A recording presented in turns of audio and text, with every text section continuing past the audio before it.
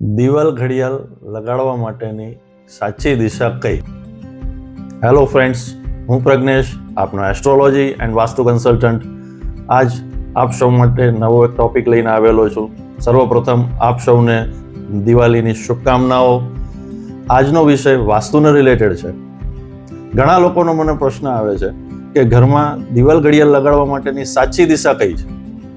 તો ચાલો આપણે આ ટોપિકને થોડો ડિટેલમાં જાણીએ કે ખરેખર ઘરમાં દિવાલ ઘડિયાળ કઈ દિશામાં લગાડાય. સમય અને દિવાલ ઘડિયાળ આ બંને વચ્ચેનું એક સારું કોમ્બિનેશન છે. આ સમય શબ્દને આપણા શાસ્ત્રોની અંદર કાલચક્રના નામથી સંબોધિત કરવામાં આવે છે. અને આ જે કાલ શબ્દ છે ને, એને આપણા ગ્રહમંડળની અંદર રાહુ સાથે કનેક્ટ કરેલો છે, જેને આપણે રાહુ કાલ આવા શબ્દથી આપણે બોલાવીએ છીએ.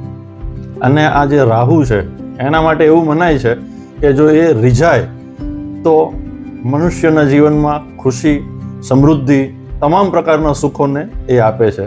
અને જો એ ખીજાય તો એ જ ગ્રહ તમારા જીવનના તમામ સુખોને છીનવી લઈ તમારામાં દુઃખોનું ભરમાર લાવી દે છે. સો ફ્રેન્ડ્સ, આ ગ્રહને સાચી દિશામાં સેટ કરવો એ મહત્વનું છે. માટે આપણે આ ટોપિકને ઇન ડિટેલ જાણીએ કે હવે દિવાલ ઘડિયાળને તમારા ઘરમાં કઈ દિશામાં લગાડવી જરૂરી છે. તો દિવાલ ઘડિયાળને સાચી દિશા એ છે કે તમારા ઘરની નોર્થ અને સાઉથ, એટલે કે ઉત્તર અને દક્ષિણ, આ બંને દિશા તમારા ઘરમાં તમારા સમયને સારો કરવા માટેની છે.